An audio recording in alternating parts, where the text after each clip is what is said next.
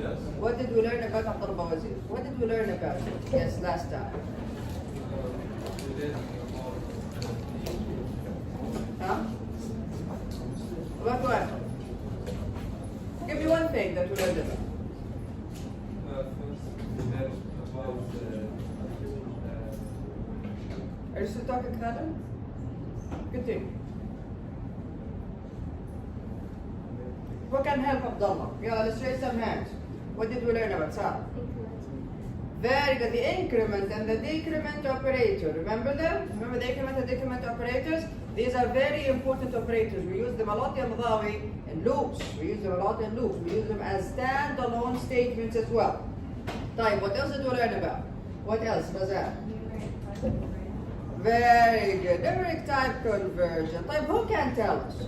What is the general rule? When you have an expression of mixed types, of numbers, يعني, a mathematical expression of numbers of mixed types, how does Java deal with that? How does Java deal with it?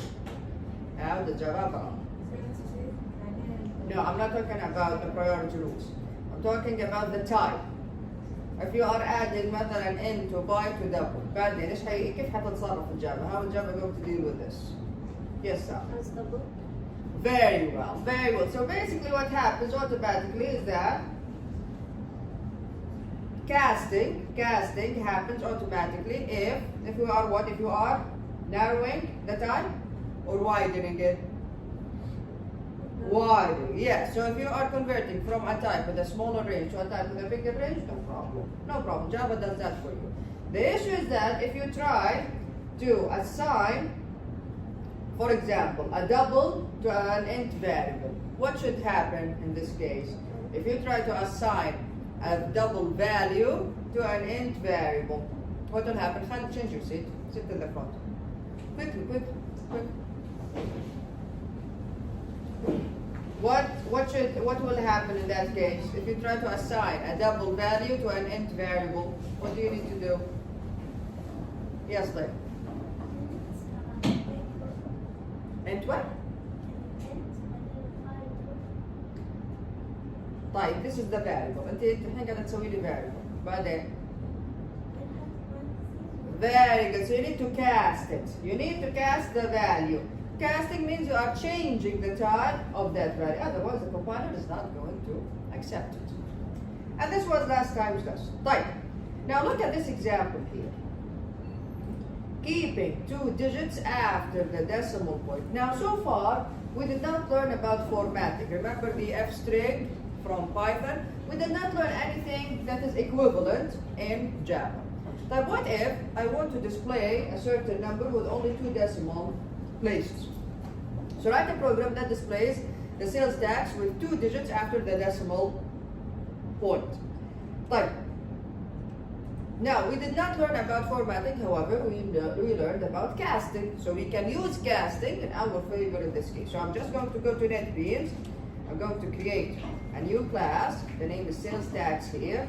Let me just go. All right, so this is chapter 1. It's already here, but let me just delete the variable.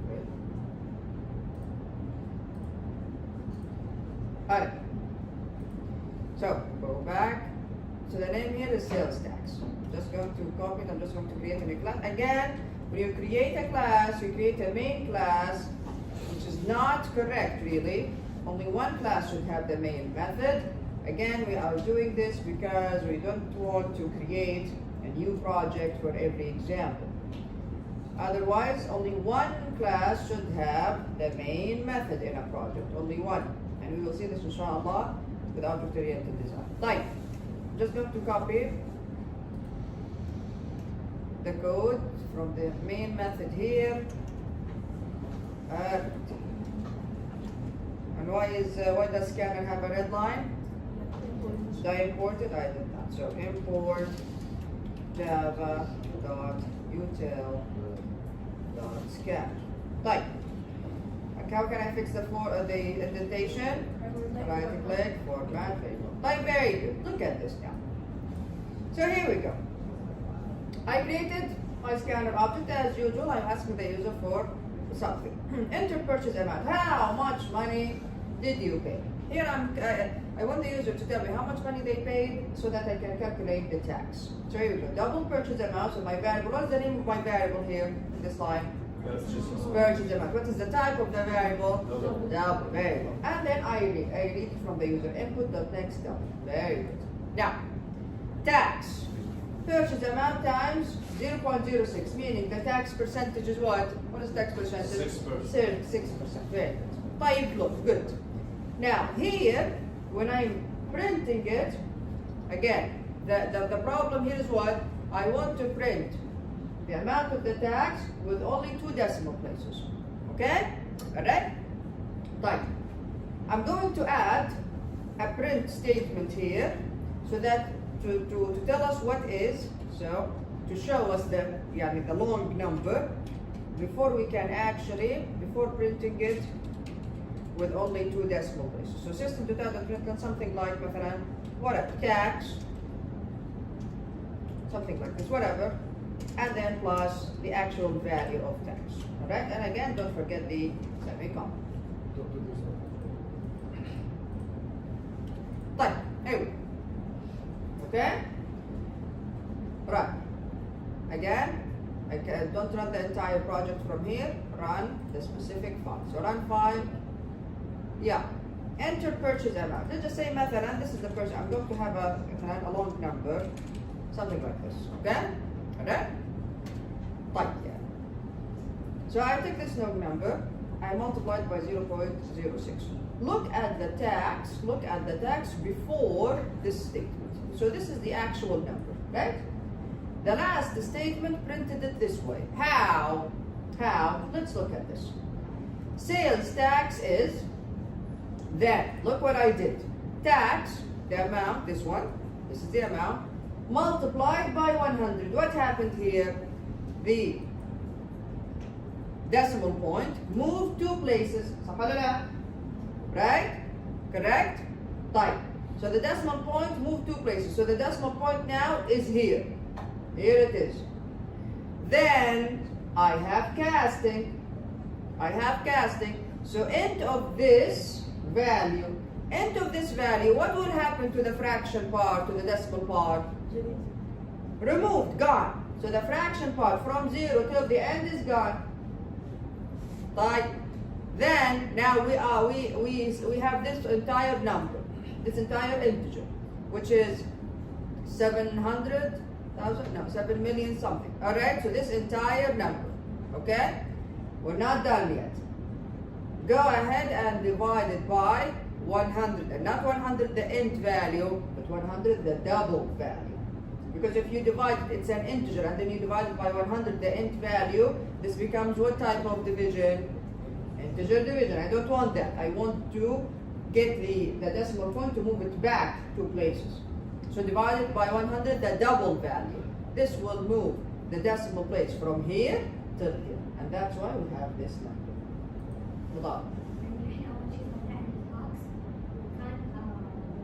So the issue here, so again, what does the program want you to do? They want you to calculate the tax and display it with only 2 decimal places. Okay? So the issue is not calculating the tax. Calculation is straightforward. The issue is how can you display this number with only 2 decimal places? So again. So when I calculated the tax, here you go, tax is this number. And how can I display this number with only 2 decimal places? This is what happened here. I used casting. How? I took the number, multiplied it. Don't we start always with parentheses? I multiplied it by 100.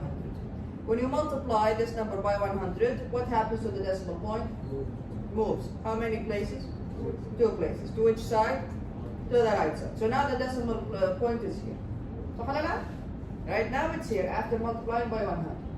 Next, I have casting. End of this value is what? Of this value is what? The decimal point is here now. End of it is what? What happens? Very good. So the entire decimal part, the fraction, everything after the decimal point is gone. So from 0 till the end is gone. ماني فاهم. على ان هي تحفه الديسيمال بوينت صارت هنا. مو احنا ضربناها في 100 اول شيء. Okay. So anyone else has the same question? Right, so the decimal point is here. End of this, remove the entire fraction part. Now we end up with this integer. The whole number is an integer. طيب مو هذا اللي نبغاه. I want it with 2 decimal places. What should I do? I need to move the decimal point back up 2 places. How? I divide it by 100. طيب why 100.0, not the int 100? Why? Why? Because if I divide, this is an integer, now this becomes an int. روني وتحفة لجنب. Am I not explaining this? Any questions here? So again, why am I dividing this by 100.0, not 100? This becomes an integer. This becomes an int value. If you divide it by also an int value, this becomes integer division. I don't want integer division, I want floating point division. I want to move the decimal point. That's why I divide it by the double 100. What will happen? The decimal point now is here. Move it back 2 places. There you go. And this is the result. Questions, huh? ما في طريقة أسرع المناطق. No, listen, this is easy. عادي هي سهلة. You are just multiplied by 100, change it to an int, divide it by the double. Okay? So you can think of it later on. Yes, later on we can use. There are different methods. There are rounding methods from the math class. So we أصلا تقريب. Okay? There are formatting methods as well. There is printf. So we will learn other stuff. But for now, since we did not learn about formatting yet, we can use casting in our advantage. By the way, using this way will never what? Will never round the number. يعني, if you have مثلا instead of 0 here, if you have 9, it will still be 7,393.94. It will never be 95 because we are not rounding. Understand what I'm saying? We are not rounding anything.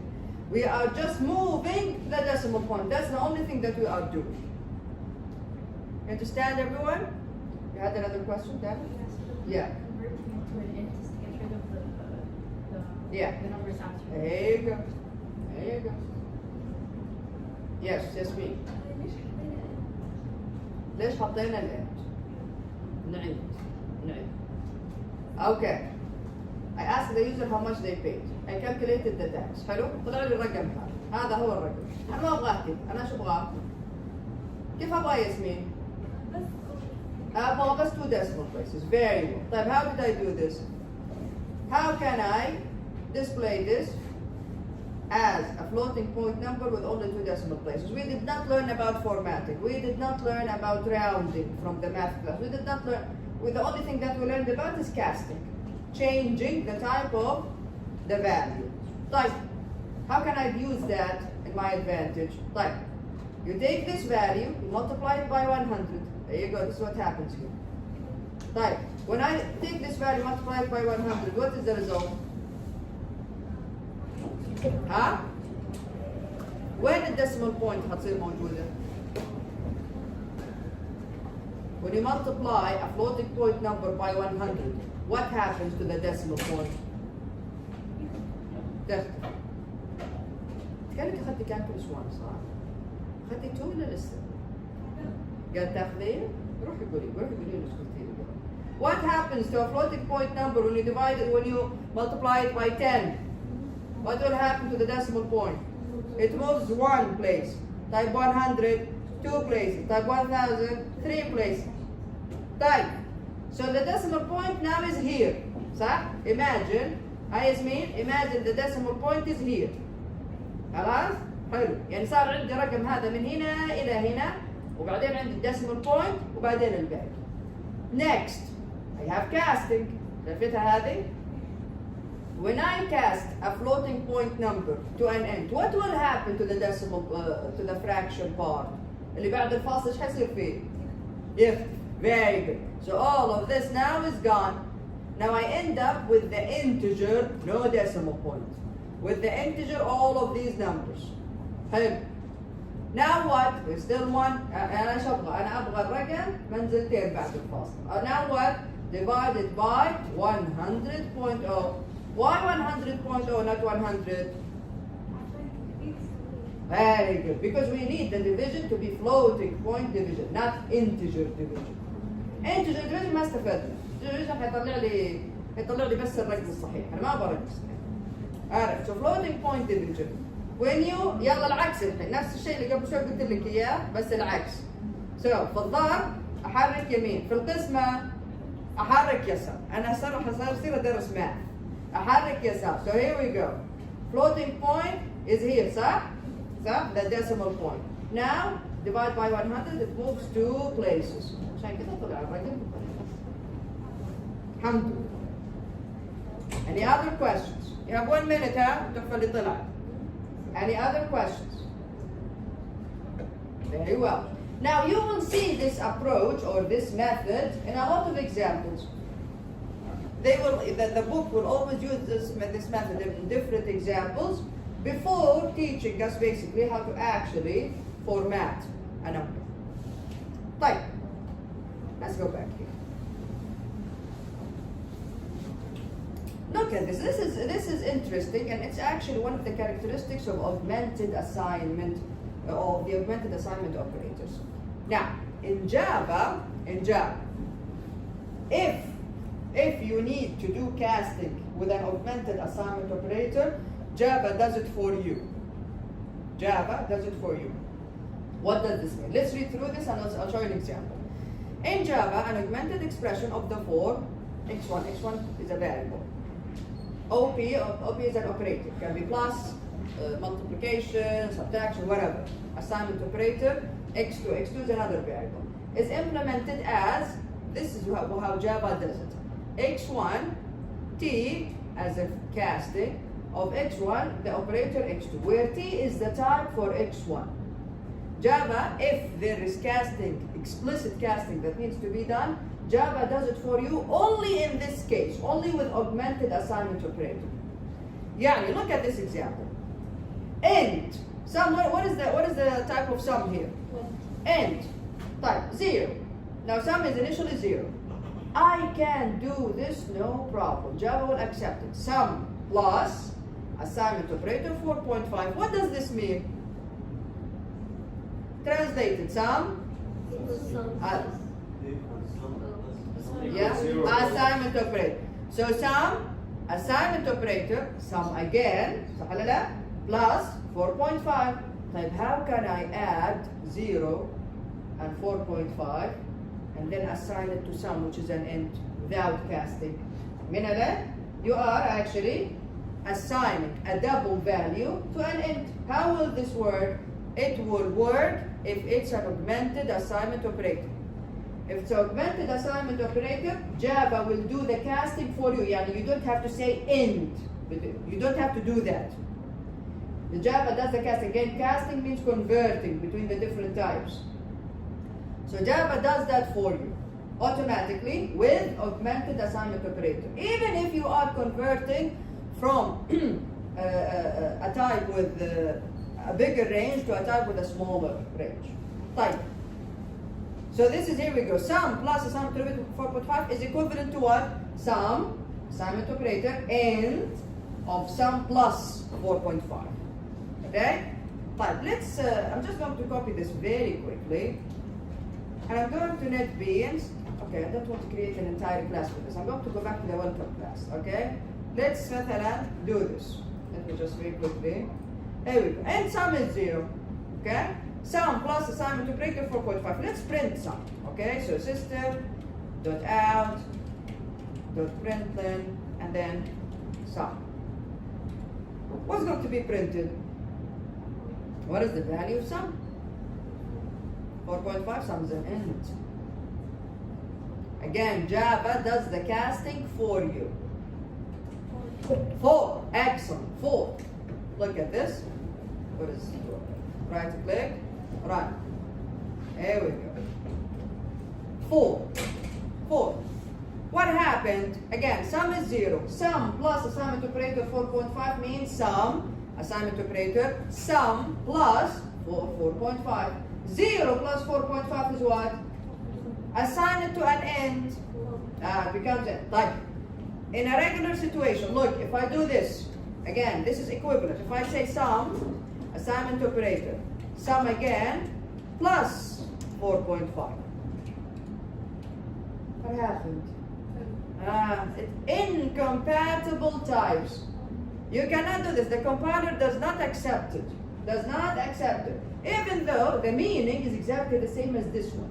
Like, why is it accepted here? Because Java does the casting for you only with augmented assignment operator. But with a regular assignment operator, it does not. You have to do the casting. You have to say something like this. كلها يا شيخ خلاص. Here we go. Okay? You understand what I'm saying? Okay, so with augmented assignment operator, explicit casting is done by Java for you. No problem. No problem. You don't have to do explicit casting. In any other scenario, no. You have to do it yourself. Yes. Yes, Mullah.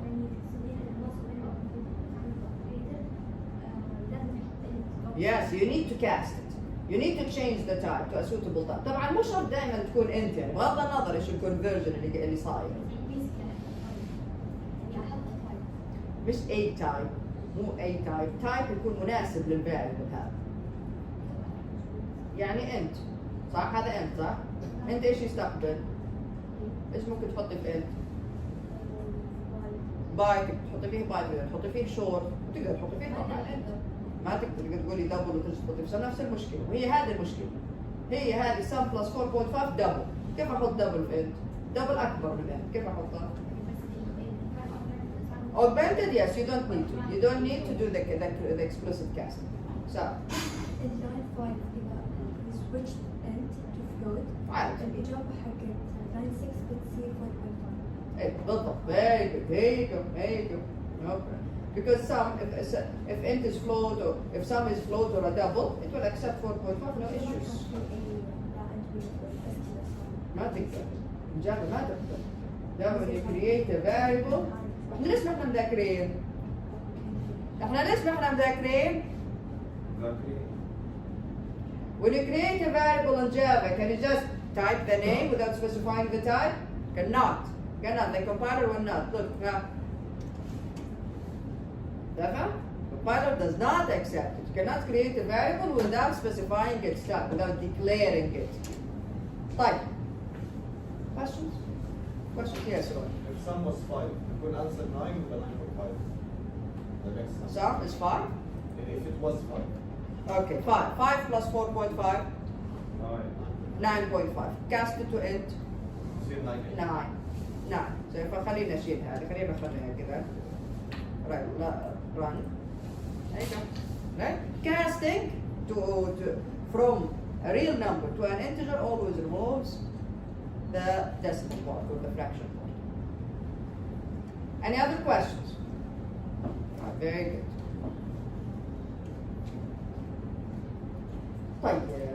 Very quickly, we have just a small theoretical part here in chapter 2. The software development process. As software engineers, every application, every software you create, I'm talking about projects where you actually end up launching the software, so people use it later on. So every software you create, you will have to go through this cycle. Right, number 1, requirement specification. Now this is probably one of the most tedious phases. What does this mean? A formal process that seeks to understand the problem and document in detail what the software system needs to do. This phase involves close interaction between users and designers. Requirement specification. Let's just say that your client comes, they're like, I need you to create an app for my store. Is this enough for you? Is this enough information for you to go ahead and start implementation? No. You need to know exactly what your client needs the app to do. Like, you start asking, you start having meetings with the client. Yeah, what do you need the app to do? Oh, I need a page for the customers to look at these items. I need the customers to be able to log in. I need the customers to be able to add stuff to their. So again, as a software engineer, every software or every app that you create has to go through these phases. Inshallah, this will also include, you will see this in different courses, including of course your capstone project. Right. So at the beginning, requirement specification. This is where you are meeting with your client to understand exactly what your system needs to do. I give you the example of having an app for a certain store. Yeah, what does the app need to do? I need the page for a customer. Okay, so I have a customer as a type of a user. What does the customer can create an account. This is a requirement. The customer can log in. The customer can look at items. The customer can add items to their cart. The customer can then check out. All of these are requirements of your software. What is the software required to do? And there is a formal way to write these requirements. You will inshallah have this in a separate course. Right, then system analysis. System analysis, you analyze. So in this phase, you seek to analyze the business process in terms of data flow and to identify the system's input and output. Here you will use diagrams. You will learn about different diagrams. You learned about flow charts in SE100. You will learn about other different diagrams. We learned also about input output. Remember the input output charts. There is also something called data flow charts, and you will use this in this phase. You analyze the system, meaning you understand exactly what goes through the system and what comes out of it. What is the input, what is the output, and the different types of users. Very quickly, you have a minute. Right. Part of the analysis entails modeling the system's behavior. The model is intended to capture the essential elements of the system and to define services to the system. After that, you start design.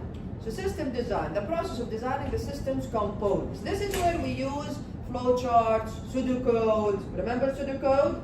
This is where we use pseudocode. And then, for example, okay, for the customer should be able to log in. Let's write a pseudocode for the login function. After this phase, you go to the implementation. Then you can implement this system, this software, this app in any programming language. Doesn't have to be Java. In any programming language, just by looking at the design. You can give it, you create an app for iPhones and for iOS devices. You create an app for Android devices. You create a website. You create a desktop application. All of these are different platforms, but all of them can be created using the system, using the document that you create in the system design phase. So this phase involves the use of many levels of abstraction to decompose the problem into manageable components, identify classes, interfaces, and establish relationships among the classes and interfaces. Now, these three phases, system analysis, system design, we call them input, process, output phases. The essence of system analysis and design is input, process, and output. This is called output, and we learned about this in SE100.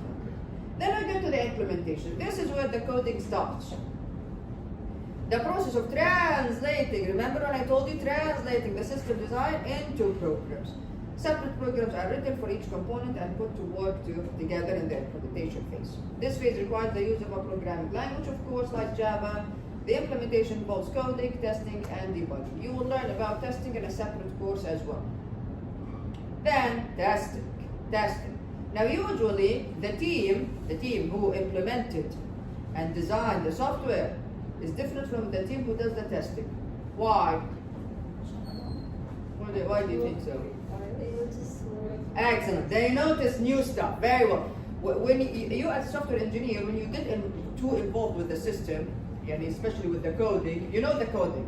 So you become, I don't want to say blind, but it's because you are so used to the codes, you miss out some stuff. So you need a fresh set of eyes. Someone who doesn't know anything about the code to actually test it. But because they don't know anything about the system, now they test it with fresh eyes. They can weed out these tiny little mistakes that you missed out because you were way too involved with coding. So testing ensures that the code meets the requirement specification and weeds out bugs. An independent team of software engineers not involved in the design and implementation usually conduct such testing. Then deployment. Yeah, on the tape. Quick. Deployment, this is where you are actually publishing your software so that people can actually use it. Deployment makes the project available for use. Soraya Mdawi. For a Java program, this means installing it on a desktop or on the web. If it's an app, you put it on Play Store or App Store or whatever. If it's a website, you make the website live. If it's a desktop application, you start, marketing for it. Is it free? Is it not? All of that stuff. Are we done? We're not done. The last phase is maintenance. If you create an app and you just make it available for people to use and then forget about it, at some point people will stop using your app, no matter how good that app is. Why? New operating systems, new security threats, viruses or whatever. You have to always maintain your apps, your software. So maintenance is concerned with changing and improving the product. A software product must continue to perform and improve in a changing environment. This requires periodic upgrades of the product to fix newly discovered bugs and incorporate changes, especially changes that come with new versions of the operating system. Questions? Very good. Now, here we have another example, and it's not really a new example. Look at this, computing loan payments. This program lets the user enter the interest rate, number of years, and we've seen something similar to this in SE100, remember? Yeah? Interest rate, number of years, loan amount, so loan amount, and interest rate to a number of years, here we go. And computes the monthly payment and also the total payment. Why is this a good example? Because you see the formula? The formula is a bit complicated. Let's look again. This example is new, we don't have any new concepts here. We are just going to look at it to see how this formula was translated into code. Okay. So compute loan. I'm not going to create a class or anything. I'm just going to go through the code very quickly. So here it is. Okay? Again, I'm importing the scanner class. I'm creating a scanner object. Yeah. I'm asking the user for the yearly interest rate. Alright? So the user enters the annual interest rate. Then I calculate the monthly interest rate. Monthly interest rate is the annual interest rate over 1,000 time. Then here, the number of years. Again, the user enters the number of years. Then here, the user enters the loan amount. And I give them examples so that the user understands exactly what to. Here we are calculating. Remember that formula just now? Here it is. Monthly payment is the loan amount that the user entered times the monthly interest rate, here it is, over, and then 100 minus 1 over, you see, it was a bit complicated. Math.pow, here we use the pow method from the math class. 1 plus the monthly interest rate and the number of years times 12. Alright, so this is the monthly payment. This formula is the same formula as this one. There you go. Here it is. Here it is. And then division 1 minus and then times all of this. Here we use math.pow to raise all of this to the number of years times 12. Okay? This is a good example when you have something like a complicated formula like this one. Is it clear, Hamad? Yeah? Done.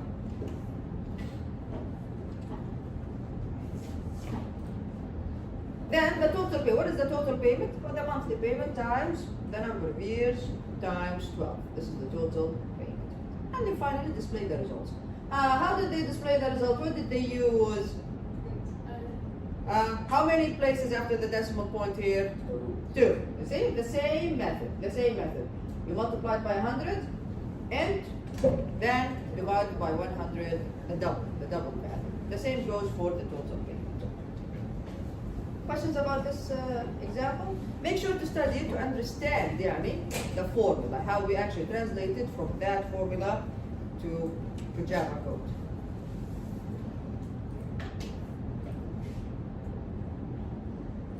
Alright, another example is monetary units. Again, there is nothing new in this example. It's a bit long, but not because there is anything new here. No, this program lets the user enter the amount in decimal representing dollars and cents. يعني مثلا $56.75, something like that. Okay? and output a report listing the monetary equivalent in single dollars. So $54. How many single dollars do we have? Single dollars. 54. صح 54 $54. How many single dollars? أقول لك 54 riyals. I have a 50 and 4 riyals. How many single riyals are there in here? 54 single riyals. طيب. So single dollars, quarters. Of course, dollars has more. I don't even know what to call this. Like what goes inside the dollar. So a dollar, there's quarters, there's dimes, there's nickels, there's pennies, right? But with the riyals, we only have riyal and halala. That's it. We don't have anything in the middle yet. So that's why the code is a bit long. That's it. Not because it's the concept here is new. No. It's just because depending on the number that the user entered, we need to know how many single dollars are there, how many quarters. Quarters, it's quarter of a dollar, right? A dollar has so how many 25 cents? So 25, 20. Fine. Dimes, I'm not sure. This 5 cents.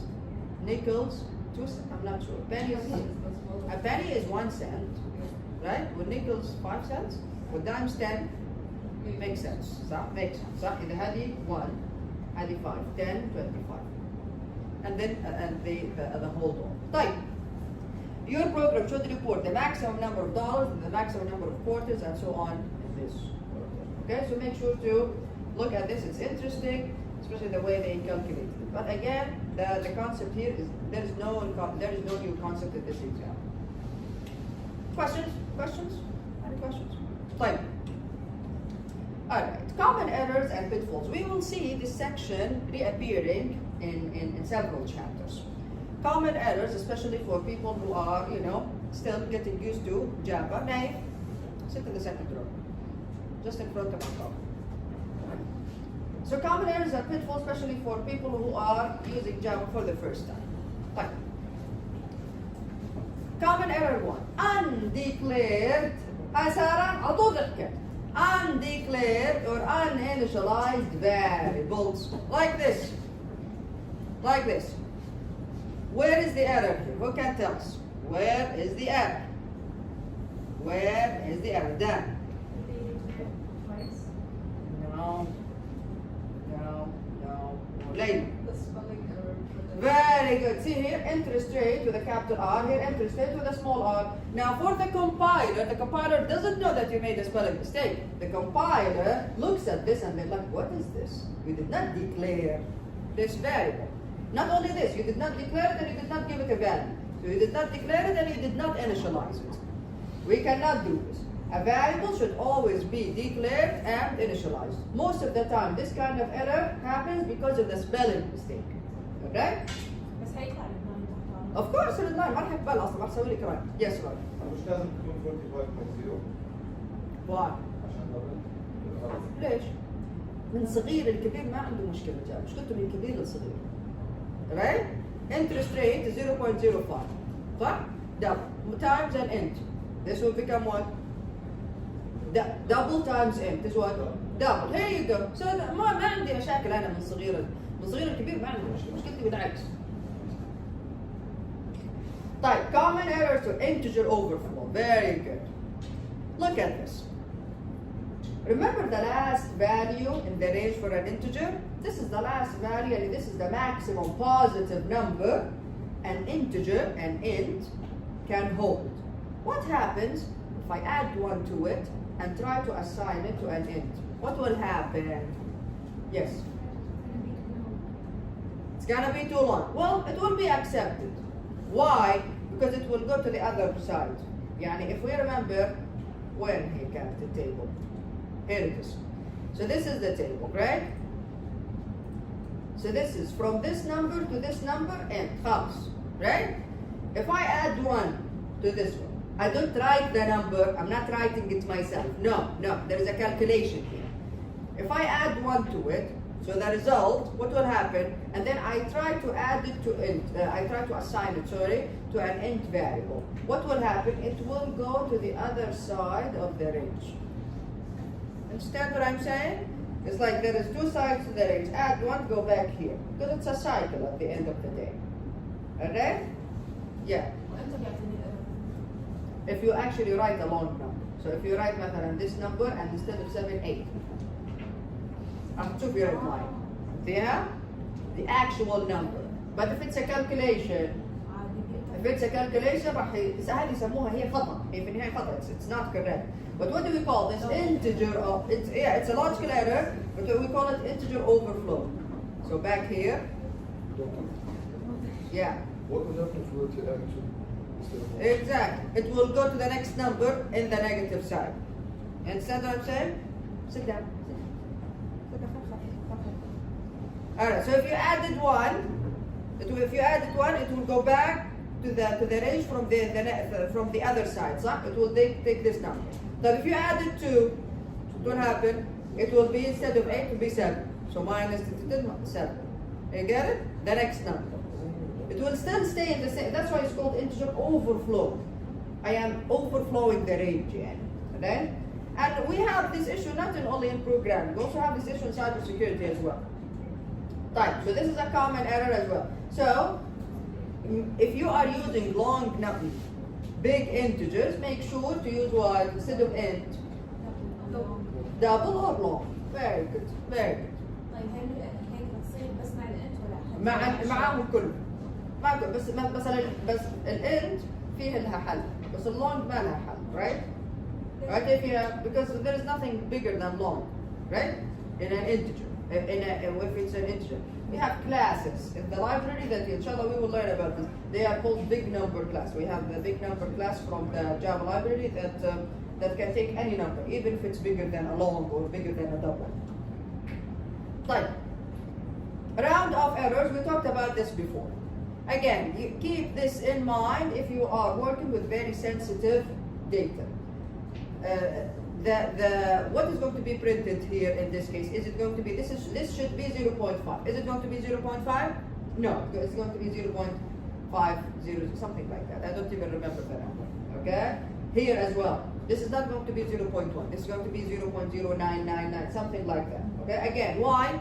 Floating point numbers are not stored precisely. Again, because we have a specific amount of memory in RAM or on the hard disk or whatever. That's why they are not precise.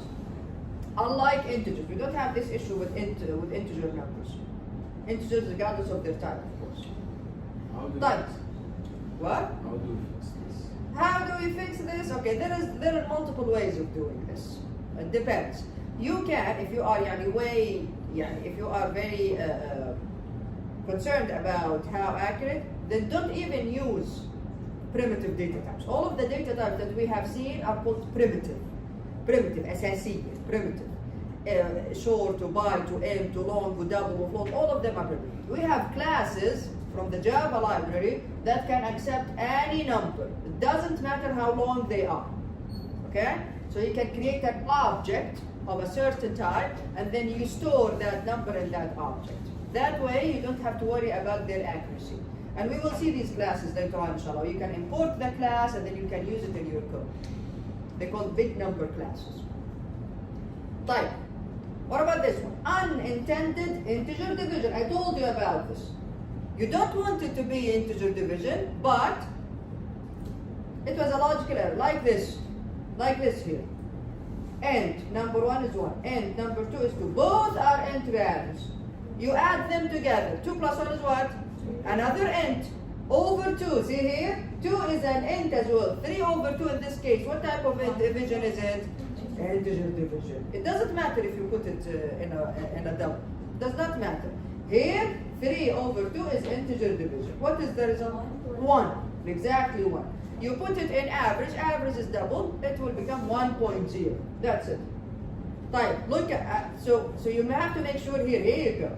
You have to divide it by a float or a double in this case. Okay, to fix it. These mistakes are unintentional, everyone, but all of these are logical errors. Since the average is double, مو مشكلة، مشكلتي هنا في الايفالويشن بارت. الاساينمنت تصير اخر شيء في الحياة، صح؟ والاساينمنت اخر شيء تصير بعد ما اخلص انا السايت هذا بعدين انا اسوي اساينمنت بالفاليو. You get it? So when you are done with this, what is the number?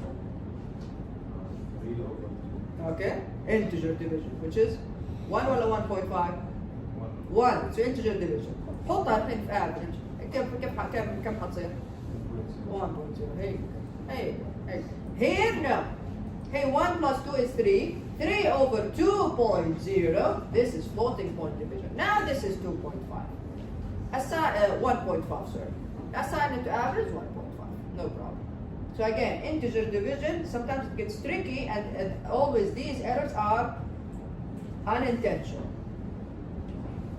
طيب pitfall okay common pitfall not error pitfall meaning a very big error redundant input objects I think I'm not sure if I mentioned this to your sector but I definitely did to the other one again programmers who are newly using Java sometimes they make this mistake they create a scalar object they ask the user for whatever the user enters it then if they want to ask the user for something else, they create another scanner object. This is problematic. Never do this. You never do this.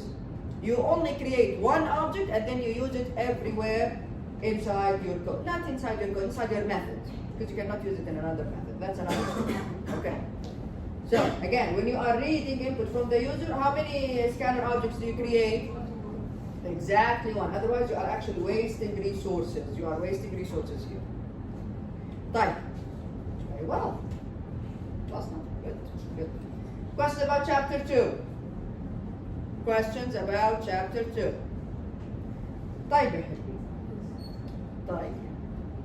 حطيت استخدام براوزر على شغلتين وشغلت البودكاست كمان عملت زيرو سنة وريح راسي.